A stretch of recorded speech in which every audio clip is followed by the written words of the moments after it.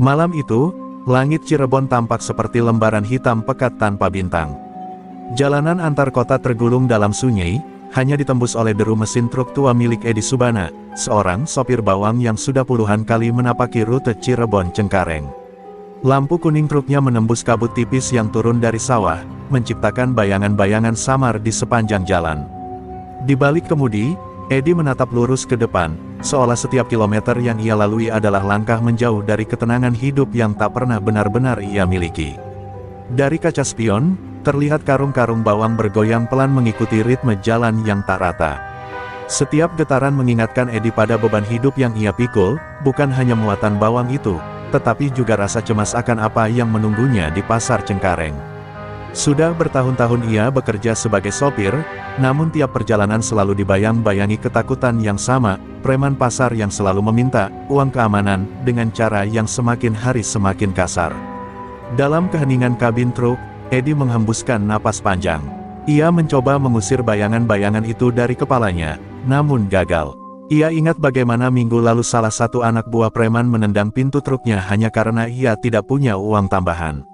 Ingatan itu membuat genggamannya pada setir mengeras, urat di lengannya tampak menonjol, menyimpan amarah yang sejak lama ia tekan. Di kejauhan, lampu kota mulai terlihat, tanda bahwa perjalanannya akan segera memasuki bab yang jauh lebih gelap daripada malam itu sendiri. Edi tahu, begitu memasuki kawasan pasar, tidak ada lagi yang bisa melindunginya selain keberaniannya sendiri. Polisi jarang turun, pedagang lebih memilih diam daripada ikut bermasalah, dan para sopir sudah kehilangan harapan untuk melawan. Semuanya terlihat normal dari luar, tetapi di balik keramaian pasar, ada dunia yang dipimpin oleh ketakutan. Edi memutar volume radio kecil di truknya, berharap ada lagu yang mampu mengalihkan pikirannya. Namun suara statis yang pecah-pecah justru membuat suasana semakin mencekam. Jalanan semakin ramai oleh truk-truk besar lain, masing-masing membawa beban dan kekhawatirannya sendiri. Edi menyadari ia bukan satu-satunya korban para preman itu, tapi tidak semua orang punya keberanian untuk menolak. Bahkan dirinya pun sering memilih diam. Saat memasuki daerah perbatasan Jakarta Barat, lampu-lampu jalan tampak kelelahan, berkedip seolah menyambut kedatangannya dengan muram. Kepalanya mulai terasa berat, tetapi pikirannya tetap waspada.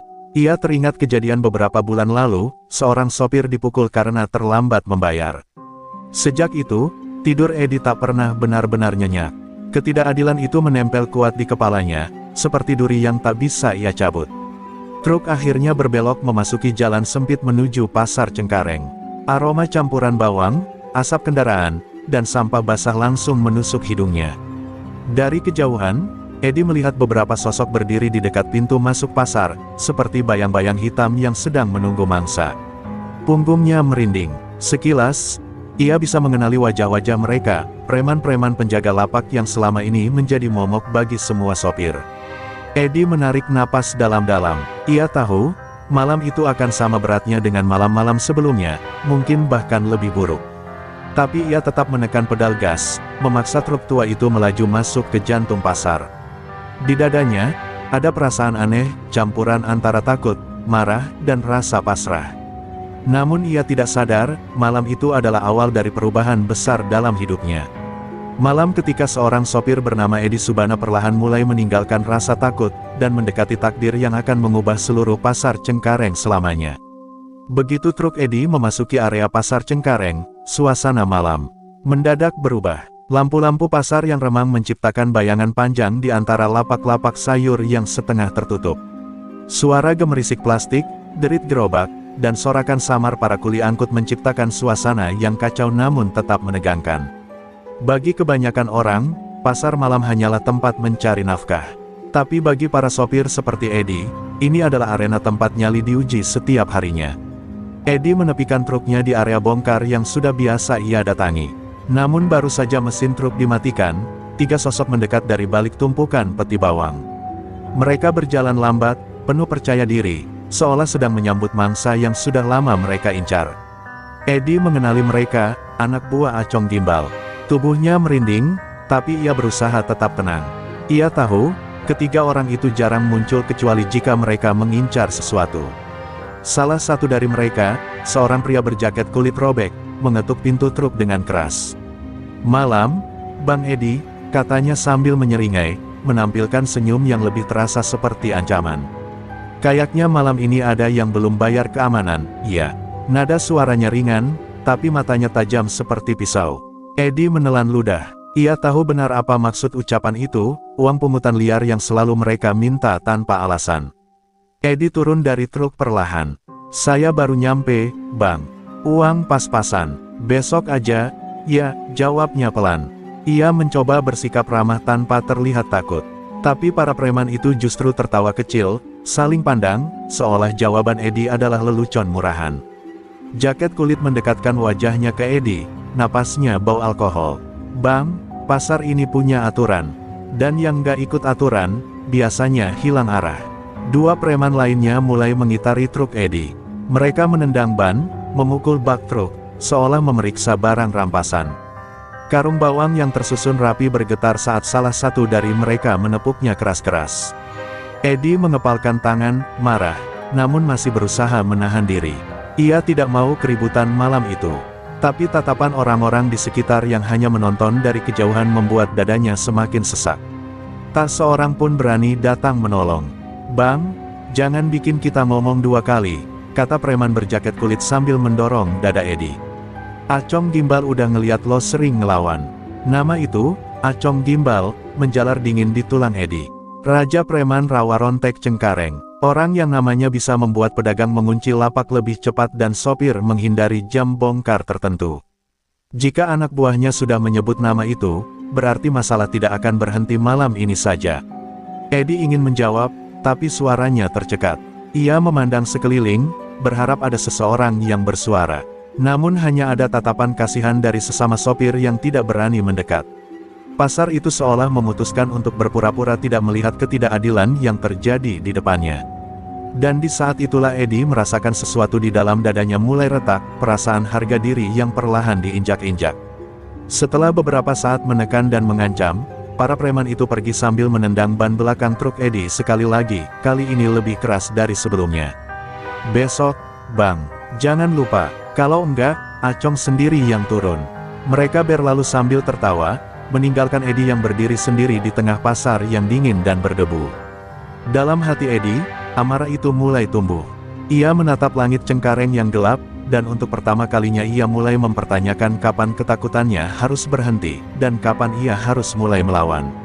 Setelah para preman itu pergi, Eddie duduk di kursi truknya sambil menatap dashboard yang remang. Tangannya bergetar, bukan karena takut, tetapi karena rasa terhina yang menyesakkan dada. Ia menutup pintu perlahan, mencoba menenangkan dirinya. Namun suara tawa para preman tadi masih terngiang-ngiang di telinganya, seperti gema yang sulit diusir. Pasar masih bergerak, orang-orang masih bekerja, tapi bagi Eddie dunia seperti berhenti berputar. Ada sesuatu dalam dirinya yang retak, sesuatu yang sudah lama ia tekan. Kejadian malam itu seakan menariknya kembali ke masa lalu, masa yang selalu ia coba lupakan. Ia teringat ayahnya, almarhum Sarmadi, seorang sopir yang dulu juga sering bolak-balik Cirebon, Jakarta. Eddie masih kecil ketika ia melihat ayahnya pulang dengan wajah lebam dan bibir pecah. Jangan tanya apa-apa, Di, kata ayahnya waktu itu, mencoba tersenyum sambil menahan sakit. Namun anak kecil seumur Eddie tahu betul, ayahnya disakiti karena memprotes pemalakan preman. Semakin ia mengingatnya, semakin jelas gambaran malam itu muncul dalam kepala. Eddie masih ingat bagaimana ibunya menangis diam-diam di dapur, mengganti kain kompres ayahnya yang basah darah. Ia ingat suara ayahnya yang bergetar, berkata bahwa menjadi sopir bukan hanya soal membawa barang dari satu tempat ke tempat lain, tetapi soal bertahan hidup dari orang-orang yang merasa jalanan adalah milik mereka. Sejak malam itu, Eddie selalu tumbuh dengan satu janji, ia tidak ingin hidupnya berakhir seperti ayahnya. Namun kini, bertahun-tahun berlalu, Eddie sadar ia sedang berada pada jalur yang sama. Di tengah kabin truk itu, ia merasakan luka lama ayahnya seperti ikut terbuka kembali, dan kini menjadi lukanya sendiri. Setiap kata ancaman dari para preman tadi bergema dalam kepalanya, bercampur dengan wajah ayahnya yang penuh darah. Sesuatu di dalam diri Eddie mulai bangkit, perasaan yang selama ini ia sembunyikan karena takut amarah. Ia mengusap wajahnya keras-keras, berusaha menghapus bayangan masa kecilnya. Tapi semakin ia mencoba tenang, semakin kuat emosi itu menghantamnya. Sampai kapan gue harus begini? Gumamnya lirih, suara yang hanya terdengar oleh dirinya sendiri. Ia menatap karung-karung bawang di belakangnya, hasil kerja keras yang bahkan tidak sepenuhnya aman dari tangan-tangan kotor. Hidup yang ia pilih penuh risiko, tapi ia tidak pernah menyangka risikonya akan sebesar ini. Seorang sopir tua berjalan melewati truknya dan mengetuk kaca. "Sabar, Dik, kita semua juga ngalamin," katanya dengan suara pelan. Mata lelaki tua itu tampak lelah, seperti sudah memikul puluhan tahun ketakutan yang sama. Eddie hanya mengangguk tanpa berkata apa-apa. Ia tahu sopir itu berniat baik, tapi kata-kata itu justru menambah rasa sakit di dada Eddie. Bagaimana bisa semua orang hanya menerima keadaan ini begitu saja? Ketika sopir tua itu pergi, Eddie memejamkan mata dan menarik napas dalam-dalam. Pasar ini telah lama menjadi tempat yang menakutkan bagi para pekerja jujur, dan ia merasa terjebak dalam lingkaran yang sama seperti ayahnya dulu.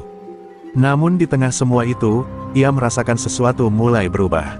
Ia bukan lagi anak kecil yang hanya bisa menonton ayahnya dipukul. Ia kini adalah seseorang yang bisa memilih untuk melawan, atau tetap diam dan membiarkan preman-preman itu terus menginjak harga dirinya. Dan malam itu, di tengah hiruk-pikuk pasar yang seakan menutup mata terhadap ketidakadilan, Eddie menyadari satu hal, luka lama itu memang menganga, tetapi dari luka itulah keberaniannya perlahan mulai tumbuh. Pagi masih jauh ketika pasar mulai benar-benar ramai. Lampu-lampu remang tadi kini tergantikan oleh hiruk-pikuk pedagang yang membuka lapak, kuli-kuli yang berteriak, dan aroma bawang yang semakin kuat memenuhi udara. Eddie berdiri di samping truknya, berusaha menata kembali karung-karung bawang yang semalam sempat diganggu para preman. Meski badannya masih diselimuti rasa lelah dan pikirannya masih kacau, ia mencoba fokus pada pekerjaannya. Namun ketenangan itu tidak bertahan lama. Dari sela-sela kerumunan, muncul tiga pria yang sama seperti semalam.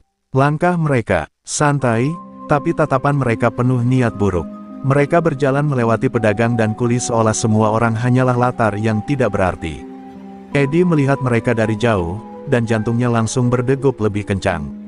Para preman itu tidak pernah datang pagi-pagi kecuali jika mereka benar-benar mengincar seseorang, dan hari itu, jelas sekali, orang itu adalah dirinya.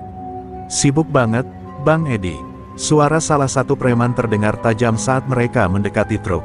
Tanpa menunggu jawaban, pria itu langsung meraih salah satu karung bawang dan mengangkatnya sedikit, lalu menjatuhkannya begitu saja. Karung itu pecah sedikit di ujungnya, membuat bawang-bawang kecil berguling ke lantai. Eddie refleks menahan amarahnya, menatap mereka dengan rahang mengeras. "Ada apa lagi, Bang?" tanya Eddie dengan suara serendah mungkin. Ia tahu, jika sedikit saja ia membalas dengan nada tinggi, situasinya bisa memburuk. Namun para preman itu hanya tertawa kecil, senyum sinis terukir di bibir mereka.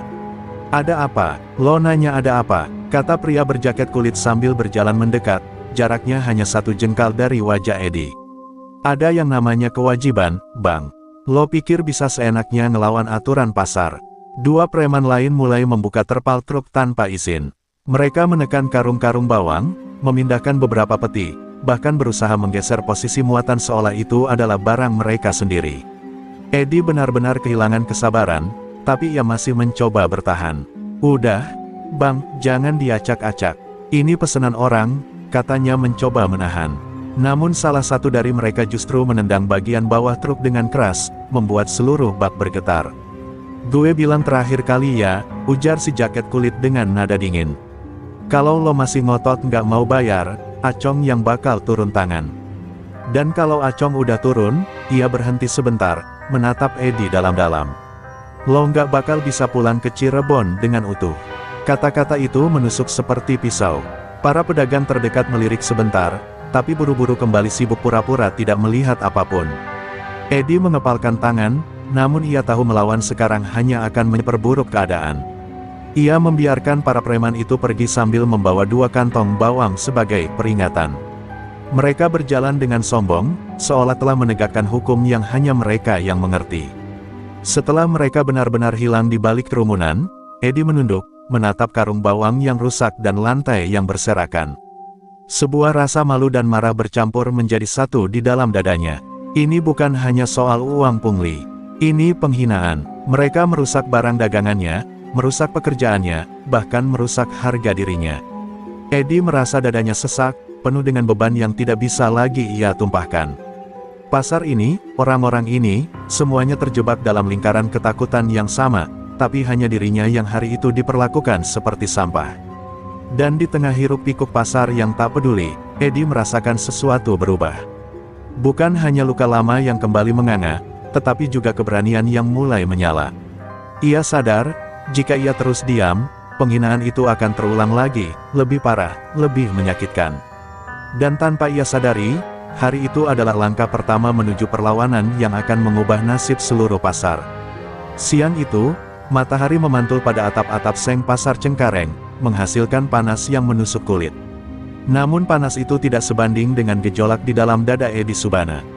Setelah para preman pergi, ia mencoba menyelesaikan urusan bongkar muatan, tapi pikirannya terus kembali pada ancaman tadi. Setiap kali ia melihat karung bawang yang robek atau mendengar suara tawa preman lain, amarahnya semakin sulit ditahan. Ia berdiri di samping truknya sambil mengepalkan tangan, merasakan bagaimana sabarnya perlahan terkikis abis. Seorang kuli angkut yang biasa bekerja dengan Eddie mendekat, seorang pemuda kurus bernama Jalu. "Bang, sabar ya, mereka emang begitu," katanya dengan lirih. Namun tatapan Jalu menusuk, tatapan seseorang yang sudah terlalu sering melihat ketidakadilan tapi tidak punya pilihan selain menerima. Eddie memaksakan senyum kecil, tapi hati dan pikirannya tidak bisa dibohongi. Ia tahu kata, sabar, sudah tidak lagi cukup. Ketika Eddie duduk sebentar untuk minum, dua sopir lain, Bang Robi dan Bang Sarman, menghampirinya. Keduanya sudah lama bekerja di rute yang sama. "Lo harus hati-hati," ujar Bang Robi, suaranya rendah. "Acong itu bukan preman biasa. Banyak sopir yang udah babak belur gara-gara dia." Bang Sarman mengangguk cepat. "Kalau dia udah turun, biasanya urusan gak berhenti sampai lo nurut. Duit, luka, atau nyawa, salah satunya harus jatuh." Kata-kata itu tidak membuat Eddie takut, justru semakin menekan dadanya, menyadarkan bahwa selama ini ia hidup dalam sistem yang dibiarkan liar. Para sopir tunduk karena tidak punya kekuatan, sementara para preman merasa berkuasa karena tak ada yang berani melawan. Eddie menatap kedua sopir itu, dan wajah-wajah mereka memantulkan rasa lelah yang sama, lelah takut, lelah diperas, lelah dianggap tidak punya harga diri. Sore hari, setelah pasar mulai sepi, Eddie mencoba memperbaiki truknya yang sempat diganggu anak buah Acong. Tangannya gemetar ketika membuka baut, bukan karena lelah, tetapi karena pikirannya tak berhenti berputar. Ia teringat ancaman yang diucapkan dengan sangat santai, Acong sendiri yang bakal turun. Kata itu menghantam kepalanya berkali-kali, membuatnya sadar bahwa malam-malam berikutnya tidak akan berjalan mudah. Saat matahari mulai terbenam, Eddie duduk di dalam kabin truk dan menatap pantulan wajahnya di kaca. Mata itu tampak merah, bukan hanya karena kurang tidur, tetapi karena amarah yang sudah terlalu lama ia tahan.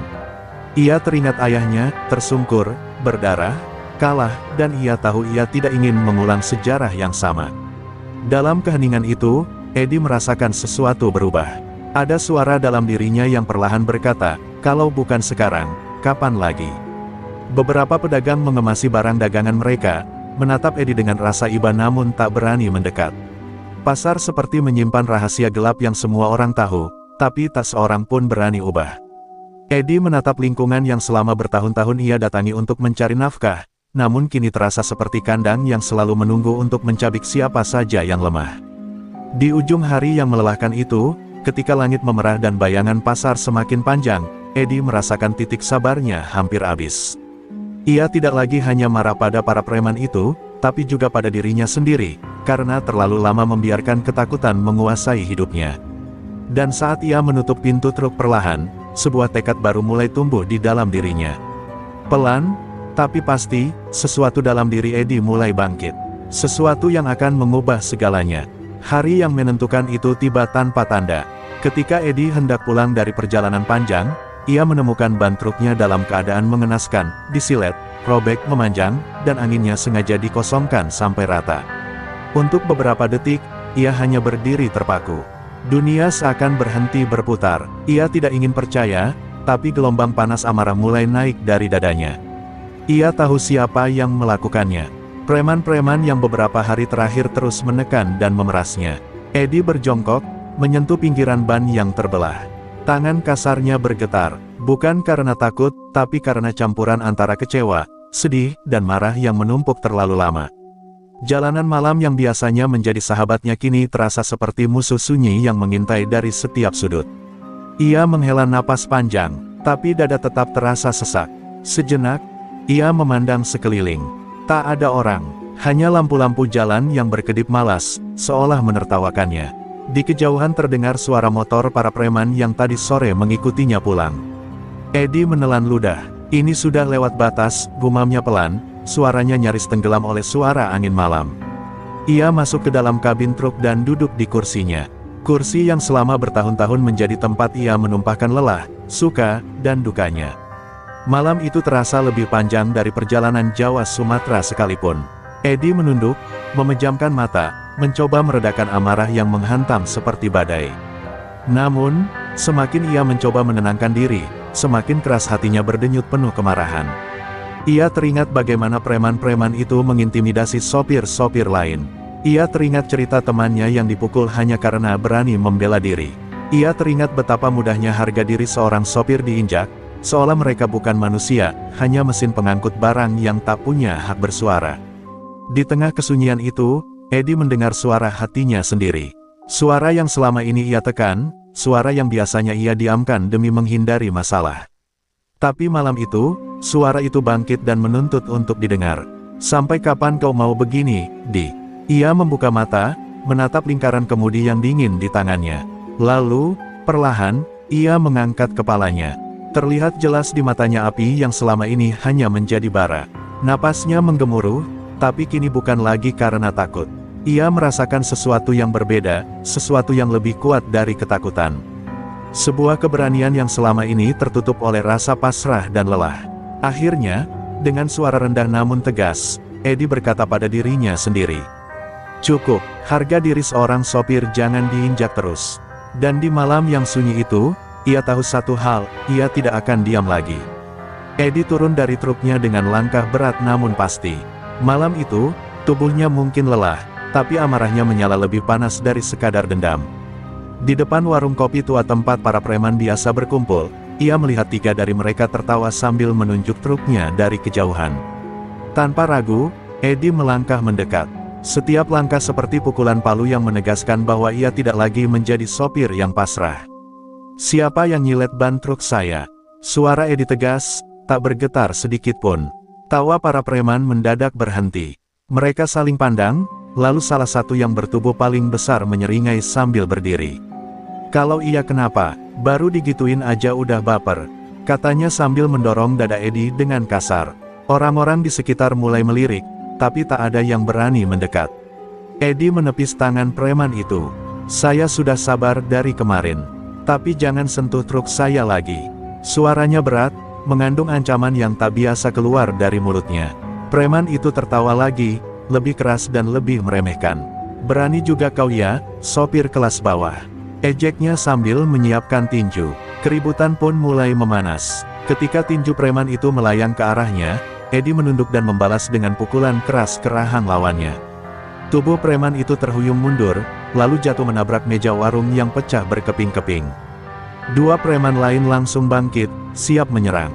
Suasana berubah kacau, kursi terlempar, suara bentakan memecah keheningan malam, dan para pedagang di sekitar mulai berteriak ketakutan.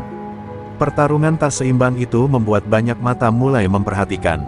Meski sendirian, Eddie tidak mundur sedikit pun.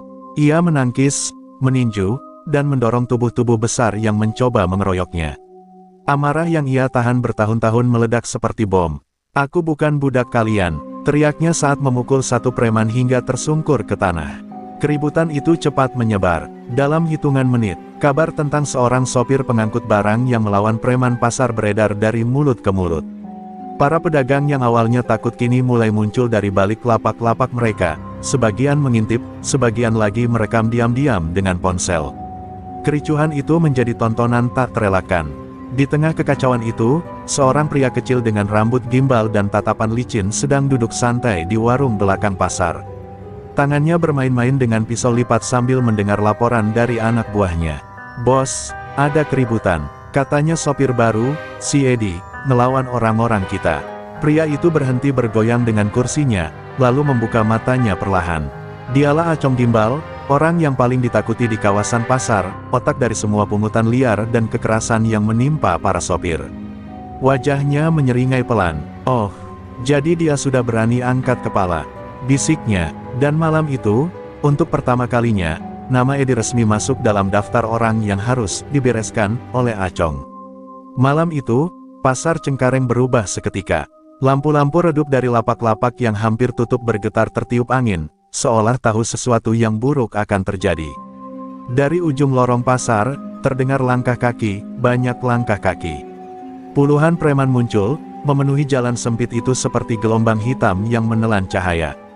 Di depan mereka, dengan rambut gimbal yang menjuntai dan tatapan setajam parang, berjalan sosok yang paling ditakuti, Acong Gimbal.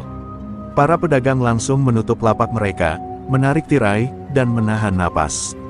"Acong turun gunung, Acong turun gunung," bisik-bisik itu menyebar cepat, menciptakan ketegangan yang menusuk hingga ke tulang.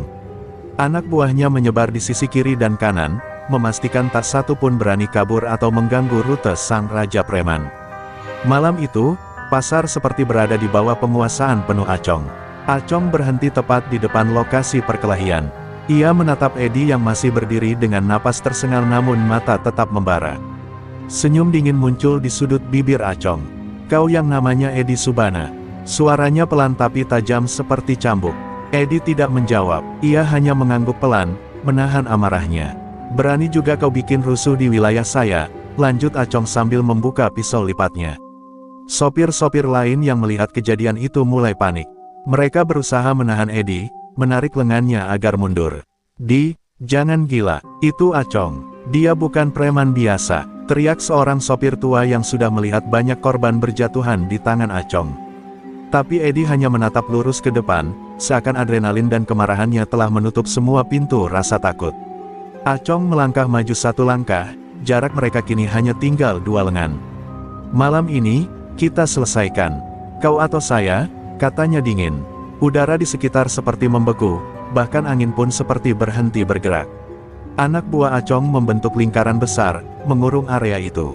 Tak ada jalan kabur, tak ada tempat aman. Ini adalah panggung duel yang dipaksakan. Edi menarik napas panjang. Meski dadanya bergetar, ia berdiri tegak seperti batu karang dihantam ombak. "Saya cuma bela diri," jawabnya pelan, "tapi kalau kau mau habisin saya, aku tidak akan lari." Kata-katanya sederhana, tapi justru itulah yang membuat banyak sopir lain menunduk, malu karena mereka selama ini selalu tunduk pada ketakutan. Acong menatap Edi lama, seolah sedang menilai apakah pria di depannya adalah manusia atau bom waktu. "Kau beda," gumamnya, "dan yang beda, biasanya bikin onar di wilayah saya." Tatapan itu bukan sekadar ancaman. Itu adalah pengakuan bahwa Edi bukan lagi orang kecil di mata Acong. Ia adalah ancaman yang harus disingkirkan sebelum semakin membesar. Suasana semakin mencekam ketika Acong mengangkat dagunya, sinyal yang semua orang tahu artinya. Anak buahnya mundur setengah langkah, memberi ruang bagi pertempuran yang akan menjadi legenda kelam pasar Cengkareng. Di tengah lingkaran itu, 2 pria berdiri, satu dengan kekuasaan gelap yang ia bangun bertahun-tahun, satu lagi dengan keberanian yang lahir dari penderitaan panjang. Dan malam itu, duel yang akan mengubah segalanya akhirnya dimulai. Lorong rawa rontek malam itu terasa seperti mulut neraka yang menunggu korban barunya. Hanya ada satu lampu kuning redup yang menggantung di atas gudang bawang, berkedip-kedip seperti hendak padam. Bau tanah basah bercampur aroma bawang menyengat menciptakan suasana yang menekan dada. Di tengah lorong sempit itulah, 2 sosok berdiri saling menatap, Edi Subana dan Acong Gimbal. Tak ada lagi keramaian pasar, hanya sunyi, dingin, dan takdir yang akan ditentukan. Acong melangkah pelan, tubuhnya sedikit membungkuk seperti seekor macan yang siap menerkam. "Sopir, kau yakin mau mati malam ini?" Bisikannya menusuk telinga Edi. Tapi Edi tak menjawab, matanya tak bergerak, hanya memantulkan amarah yang sudah mencapai titik didih. Detik berikutnya, Acong menyerang cepat, ganas, dan tanpa memberi peringatan. Tinju pertama mendarat di rahang Edi, membuat tubuhnya terpental ke dinding lorong. Edi jatuh berlutut, kepalanya berdenyut keras. Namun sebelum ia sempat bangkit, Acong kembali menghajarnya. Sikut keras menghantam rusuknya, disusul tendangan ke perut yang membuat napasnya hampir habis. Tubuh Edi terhuyung seperti boneka tanpa kendali. Di kejauhan, beberapa sopir yang diam-diam mengikuti hanya bisa berbisik ngeri. "Duh Gusti, Edi bakal mati ini." Tapi ketika Acong hendak memberi pukulan terakhir, Edi tiba-tiba mengangkat tangannya, menahan serangan itu. Dalam benaknya, terlintas wajah ayahnya yang dulu mengajarinya untuk tak pernah menyerah. Lalu terbayang pula wajah para sopir yang setiap hari diperas, dihina, dan dipaksa tunduk. "Saya belum kalah," gumamnya pelan namun tegas. Dengan sisa tenaga, ia bangkit dan membalas dengan pukulan telak ke perut Acong. Acong mundur 2 langkah. Untuk pertama kalinya malam itu, ia tampak kaget, bahkan kagum. "Heh, ternyata kau punya nyali lebih dari yang saya kira," katanya sambil mengusap darah di sudut bibirnya. Namun kekaguman itu berubah menjadi kemarahan mendidih. Ia meludah ke lantai, lalu menyiapkan kuda-kuda. "Bagus, biar saya habisin kau dengan serius." Pertarungan kembali pecah, kali ini jauh lebih sengit. Suara pukulan, nafas berat, dan gesekan sepatu memenuhi lorong sepi itu. Edi beberapa kali jatuh, lalu bangkit lagi. Kepalanya pening, tubuhnya nyeri, tapi ada kekuatan yang terus mendorongnya berdiri. Setiap kali ia terjatuh, ia teringat satu wajah, para sopir yang menunggu ada yang berani melawan. Itu membuatnya bangkit seperti mesin yang tak mau berhenti. Acong semakin frustrasi. "Kenapa kau nggak roboh-roboh?" "Hah!" teriaknya sambil menghantam Edi berkali-kali. Tapi Edi menahan semua itu sambil menggertakkan gigi. Kaki dan tangannya bergetar, namun ia tidak menyerah. "Karena, saya bukan cuma lawan buat diri saya sendiri," jawabnya dengan suara terputus-putus, "saya lawan buat semua yang kau tindas." Mendengar itu, Acong mendengus keras. "Sok pahlawan." Ia mengayunkan pukulan terakhir, namun Edi lebih cepat. Ia menahan lengan Acong, memutar tubuhnya, dan menghempaskan sang preman ke tumpukan karung bawang. Debu beterbangan. Untuk pertama kalinya dalam bertahun-tahun, Acong gimbal tersungkur di tanah yang selama ini ia kuasai. Lorong rawa rontek ini menjadi saksi bisu dua tubuh yang saling menghantam dengan sisa tenaga terakhir. Darah menetes dari pelipis Edi, menetes ke tanah bercampur dengan keringat dan debu. Nafasnya terengah, dada naik turun seperti mesin tua yang nyaris mati. Acong pun terhuyung, wajahnya lebam, rambut gimbalnya acak-acakan, namun sorot matanya masih liar, masih penuh angkuh, masih yakin bahwa malam ini ia tetap menjadi raja. Pertarungan itu sudah melewati batas manusia biasa, yang tersisa hanyalah insting bertahan hidup. Edi sempat jatuh bersimpuh, lututnya menyentuh tanah, tangannya bergetar parah. Dari kejauhan, lampu gudang memantulkan bayangan tubuhnya yang hampir menyerah. Acong melihat kesempatan itu dan maju sambil tertawa pendek. "Sudah cukup, Di. Kau mati di sini saja," katanya sambil menarik pisau kecil dari sabuknya. Namun tepat ketika Acong mendekat, mata Edi menangkap sesuatu di belakang sang preman, sebuah kilatan kecil yang membuat dadanya kembali panas. Itu adalah ban truknya yang disilet. Masih tergeletak di depan gudang, kempes, robek, penuh bekas tusukan. Ban itu bukan sekadar benda karet. Itu adalah lambang harga dirinya, lambang pekerjaannya, lambang jerih payahnya bertahun-tahun. Dan malam itu, robekan pada ban itu seperti robekan di dalam hatinya sendiri. Wajah ayahnya kembali muncul dalam ingatan, "Jaga kendaraanmu, Di. Itu temanmu dalam hidup." Seketika ada sesuatu yang menyala dalam diri Edi. Bukan sekadar keberanian, tapi tekad yang tak bisa dihancurkan. Ia menggenggam tanah, lalu bangkit perlahan seperti gunung yang tidak bisa dipaksa runtuh. Acong terkejut melihat Edi berdiri lagi, padahal menurut logika manusia ia seharusnya sudah tumbang. "Kau, apa lagi?" "Hah?" bentak Acong, mencoba menutupi rasa takut yang mulai menyelinap. Edi menghapus darah di wajahnya dengan punggung tangan. "Ban itu," suaranya pelan tapi tegas, "itu kerja keras saya. Keringat saya, kehormatan saya, dan kau, sudah nginjek semua itu." Tatapannya tak lagi seperti sopir biasa. Ada sesuatu yang membuat Acong mundur setengah langkah. Ketegangan di udara makin pekat, seperti alam pun menahan napas menunggu apa yang akan terjadi. Acong mengayunkan pisaunya ke arah Edi, cepat dan ganas. Namun Edi menangkis dengan tangan kosong, meski lengannya terluka. Ia menahan rasa sakit dan memanfaatkan momentum itu untuk memukul perut Acong dengan siku. Acong terlipat, tapi belum jatuh. Ia mencoba menyerang lagi, namun Edi bergerak seperti disetir oleh satu tujuan, mengakhiri ini sebelum hidupnya atau hidup orang lain dirusak lagi. Setiap gerakan Edi kini seperti dentuman palu ke baja panas, keras, tepat, dan penuh kemarahan yang benar. Puncak pertarungan terjadi ketika Acong berusaha menusuk dari samping. Edi menahan pergelangan Acong dengan dua tangan, memutar tubuhnya, lalu menghantamkan kepala Acong ke dinding gudang. Bunyi benturannya keras memantul di seluruh lorong, membuat beberapa sopir yang menyaksikan terpekik ngeri. Acong goyah, matanya kosong sesaat. Itulah momen yang telah ditunggu Edi. Dengan sisa tenaga yang benar-benar terakhir, Edi mengayunkan satu pukulan penentu, pukulan yang membawa seluruh rasa sakit, marah, dendam, dan harga diri seorang sopir yang tak ingin diinjak lagi. Pukulan itu mendarat telak di rahang Acong. Tubuh Raja Preman itu terlempar, menghantam karung bawang, dan akhirnya jatuh tak berdaya. Sunyi, hanya suara detak jantung Edi yang terdengar keras di telinganya sendiri. Ketika tubuh Acong gimbal jatuh menghantam tumpukan karung bawang, lorong rawa rontek mendadak senyap. Tidak ada lagi suara teriakan, tidak ada lagi ancaman, tidak ada lagi tawa angkuh yang biasa keluar dari mulut Raja Preman itu. Yang tersisa hanyalah tubuh besar yang tergeletak lemas, tak mampu bangkit. Untuk pertama kalinya dalam bertahun-tahun, Acong gimbal tumbang, dan dunia kecil pasar Cengkareng berubah dalam satu hentakan. Anak buah Acong yang tadinya membentuk lingkaran langsung kacau.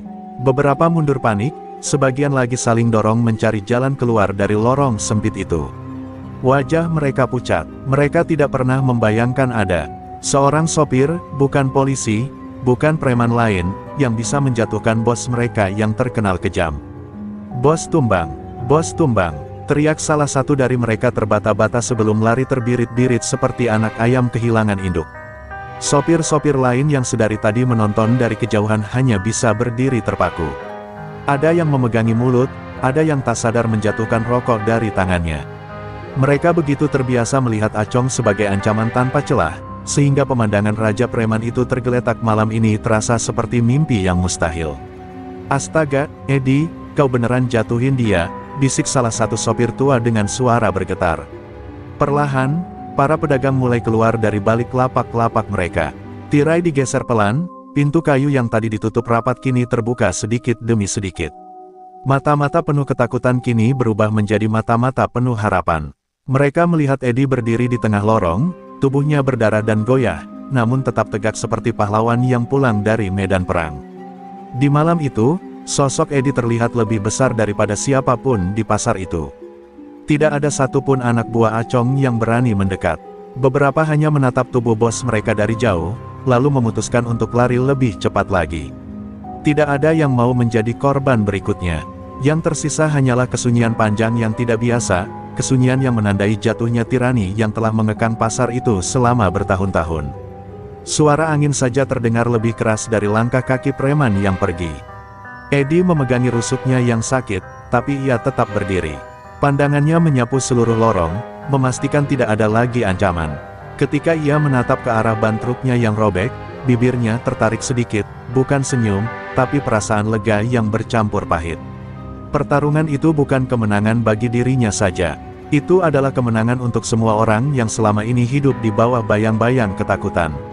Salah satu pedagang wanita mendekat perlahan, suaranya gemetar. Pak, Edi, sampeyan nyelametin kami semua. Edi tidak menjawab, ia hanya menunduk pelan, bukan karena bangga, tetapi karena lelah, secara jasmani, dan secara batin. Bertahun-tahun ia menahan diri, menahan tekanan, akhirnya meledak dalam satu malam yang mengubah segalanya. Lalu, seperti air mengalir menembus bendungan yang pecah, orang-orang mulai berkumpul mengelilingi Edi. Mereka tidak bersorak, tidak tepuk tangan, karena mereka tahu malam itu masih menyimpan bahaya. Namun dari cara mereka menatap Edi, ada satu hal yang jelas, tirani telah runtuh, dan malam itu, seorang sopir bawang dari Cirebon telah menjadi simbol harapan baru. Pagi hari di pasar Cengkareng terasa berbeda. Matahari yang naik perlahan seperti membawa harapan baru, memecah kegelapan yang selama ini menutupi tempat itu. Para sopir yang biasanya datang dengan wajah lesu dan bersiap menghadapi pemerasan, kini berdiri lebih tegak. Mereka berkumpul di area bongkar muat dengan ekspresi yang sama, marah, muak, dan akhirnya berani. Nama Edi sudah menyebar sejak subuh. Banyak yang masih tak percaya bahwa sang Raja Preman benar-benar tumbang. Edi datang paling awal. Meski luka-lukanya masih terasa perih, ia berjalan seperti biasa, tidak menunjukkan kesombongan sedikit pun. Namun ketika para sopir melihatnya, mereka secara otomatis membuka jalan, memberi hormat dalam diam. Bukan hormat karena takut, tetapi hormat karena rasa hormat yang sesungguhnya. "Edi, kau bikin kami sadar," kata seorang sopir tua sambil menepuk bahunya, "kalau kita diam, kita yang habis." Tak lama kemudian, suara derapan langkah puluhan sopir bergema di sepanjang lorong pasar. Mereka tidak datang dengan senjata, tidak dengan amarah membara, tetapi dengan tekad yang tidak bisa digoyahkan lagi. Mereka menuju kantor pengelola pasar, tempat yang selama ini hanya mereka datangi untuk bayar surat jalan atau mengadu tanpa hasil. Namun hari ini berbeda, mereka datang sebagai satu suara. Pengelola pasar terkejut melihat kerumunan sopir memenuhi halaman kantor. Beberapa staf mundur gugup, mengira ini akan menjadi keributan baru. Namun Edi melangkah maju, berdiri paling depan. Dengan suara rendah namun jelas, ia berkata, "Kami cuma minta satu, keamanan. Tanpa diperas, tanpa ancaman. Kami bekerja jujur, kami ingin aturan ditegakkan. Tidak ada teriakan, tidak ada intimidasi." Justru itulah yang membuat kata-katanya lebih menusuk. Suasana tegang seketika, pengelola pasar saling bertatapan, menyadari bahwa situasi sudah tidak bisa lagi ditutup-tutupi. Kabar tentang jatuhnya Acong sudah beredar kemana-mana. Dan ketika para sopir berdiri bersatu seperti ini, tidak ada alasan bagi siapapun untuk mengabaikan mereka lagi. "Kami akan tindak lanjuti. Preman tidak akan dibiarkan lagi masuk wilayah pasar," jawab salah satu petugas dengan suara kikuk, tapi jelas dipenuhi ketakutan akan kerusuhan.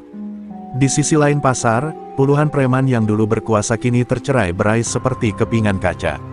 Ada yang kabur semalaman, ada yang membuang atributnya, dan ada yang bahkan menyerah ke pos keamanan pasar. Mereka tahu masa mereka sudah habis. Tanpa Acong, mereka hanyalah gerombolan tanpa arah. Teror yang dulu mereka bangun dalam waktu bertahun-tahun runtuh hanya dalam satu malam setelah Edi berdiri melawan. Para sopir merayakan kemenangan itu tanpa pesta, tanpa sorakan. Mereka hanya merayakan dalam bentuk paling sederhana, bekerja tanpa takut. Tidak ada lagi pungutan liar di pintu masuk. Tidak ada lagi ancaman ketika bongkar barang. Tidak ada lagi bayangan hitam yang menghantui setiap perjalanan. Untuk pertama kalinya, pasar terasa seperti tempat kerja yang benar-benar hidup. Dan di tengah semua itu, Edi berdiri sebagai simbol perubahan. Ia tidak mengaku sebagai pahlawan, tidak mencari pujian, tidak meminta imbalan. Ia hanya sopir bawang yang melindungi pekerjaannya, tapi keberaniannya telah mengguncang seluruh pasar. Dari ketakutan, lahirlah keberanian. Dari keberanian, lahirlah kebangkitan. Dan pagi itu, para sopir tahu satu hal, mereka tidak akan pernah diam lagi. Pasca kejatuhan Acong Gimbal, perubahan di pasar Cengkareng terasa sejak fajar pertama menyingsing. Para pedagang yang biasanya datang dengan wajah tegang kini tampak lebih lega. Tidak ada lagi bayangan sosok-sosok gelap yang menunggu untuk meminta uang keamanan. Pagi itu, udara terasa berbeda, lebih ringan, seolah pasar akhirnya bisa bernapas kembali. Sopir-sopir yang dulu berjalan menunduk kini melangkah dengan dada sedikit terangkat. Mereka tidak lagi was-was setiap membawa truk masuk ke area bongkar muat. Bayangan pemalakan yang selama bertahun-tahun menghantui mereka perlahan memudar, dan digantikan rasa percaya diri bahwa mereka akhirnya bisa bekerja tanpa tekanan. Para pedagang pun mulai mencatat perubahan. Omset meningkat karena lebih banyak sopir berani masuk dan bertransaksi tanpa takut kehilangan sebagian besar uang mereka kepada para preman. Beberapa dari mereka bahkan menghampiri Edi secara diam-diam untuk sekadar mengucapkan terima kasih. Meski ucapannya sederhana, setiap kata itu terasa tulus dan membuat hati Edi hangat. Pengelola pasar, yang biasanya menutup mata pada kekacauan, kini tidak bisa lagi berpura-pura. Mereka melihat sendiri bagaimana keberanian seorang sopir mampu menggerakkan perubahan besar. Dengan tekanan dari para sopir dan pedagang, akhirnya diterapkan aturan baru, keamanan pasar akan dijaga langsung oleh pihak resmi, bukan oleh oknum yang berkeliaran. Edi sendiri tidak pernah merasa sebagai pahlawan.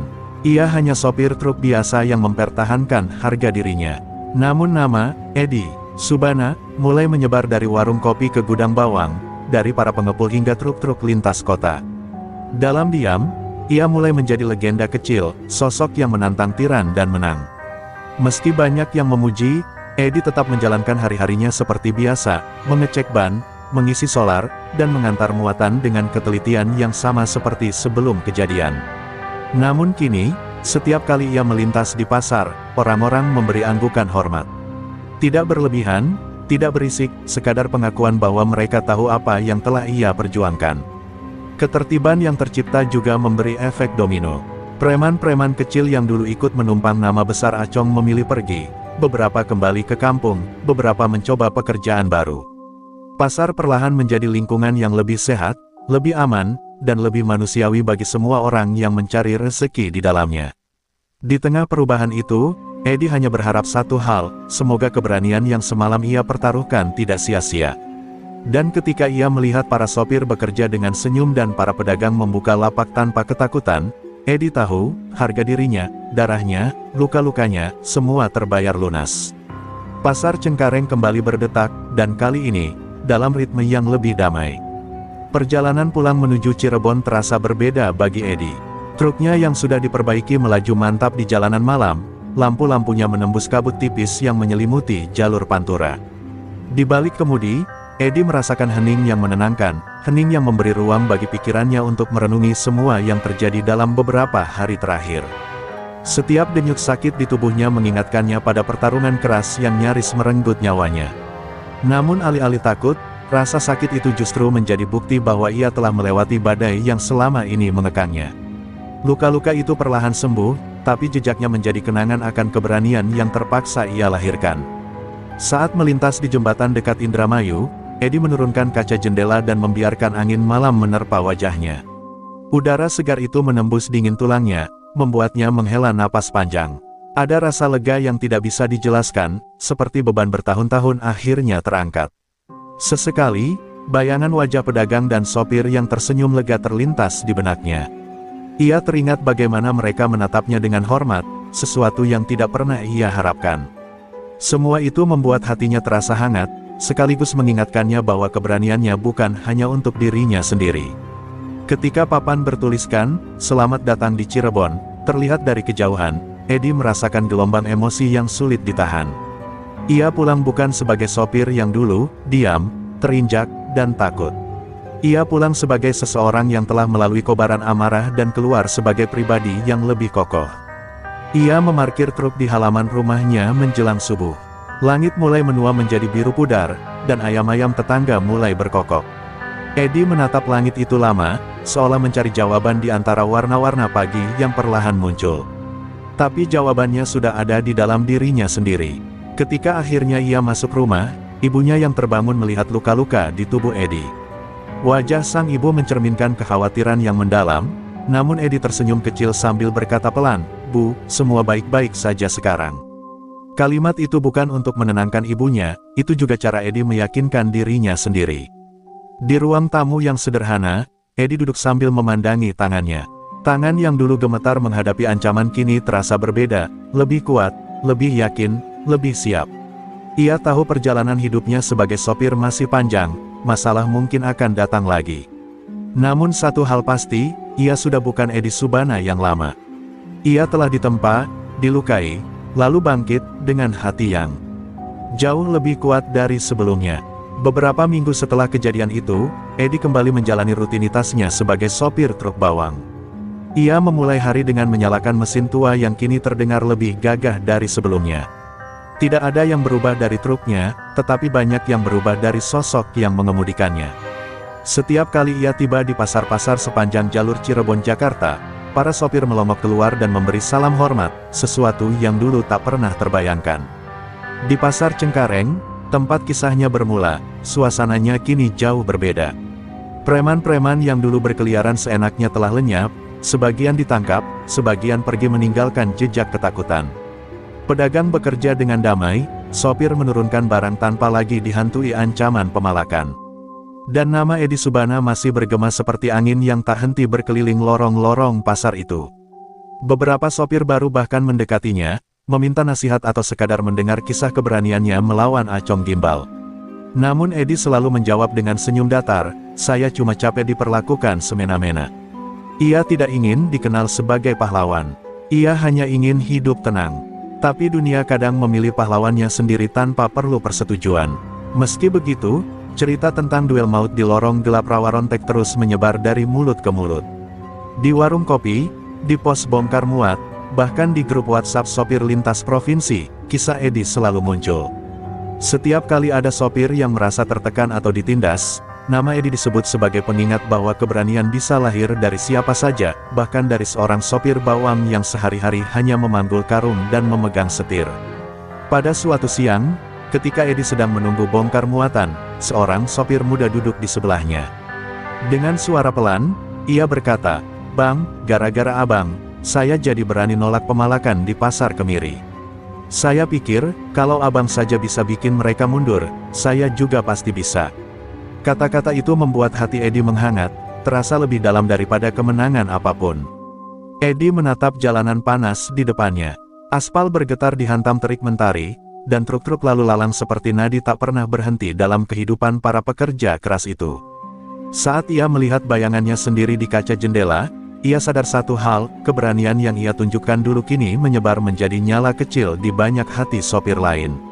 Malam harinya, setelah semua pekerjaan selesai, Edi duduk di atas bumper truknya sambil menatap bintang. Angin malam cengkareng berhembus pelan, seolah membisikkan bahwa kisahnya tidak akan berhenti hanya karena pertarungan itu telah usai. Ia tersenyum kecil, bukan karena bangga, tetapi karena lega telah melalui medan hidup yang hampir merenggut dirinya. Legenda tentang Edi Subana akhirnya menjadi bagian dari cerita jalanan, cerita yang disampaikan dari generasi ke generasi para sopir. Kisah tentang seorang pria biasa yang menolak diinjak harga dirinya. Kisah tentang perlawanan yang mengubah pasar dan menyalakan keberanian banyak orang. Dan meski hidupnya kembali sederhana, satu hal pasti, keberanian itu tak akan pernah padam. Karena legenda tidak lahir dari kekuatan, legenda lahir dari hati yang menolak menyerah. Terima kasih telah menonton dan menemani perjalanan kisah kami di channel Pelayan Surga. Setiap like, komentar, dan dukungan dari kalian adalah cahaya yang menyemangati kami untuk terus berkarya. Semoga kebaikan, keberanian, dan kebijaksanaan selalu menyertai langkah kalian setiap hari. Jangan lupa terus dukung channel Pelayan Surga dengan like, komentar, dan subscribe, agar kita bisa terus menghadirkan cerita inspiratif, penuh aksi, dan pelajaran hidup yang berharga. Semoga setiap kisah yang kami bagikan membawa manfaat, motivasi, dan kebahagiaan bagi kalian semua.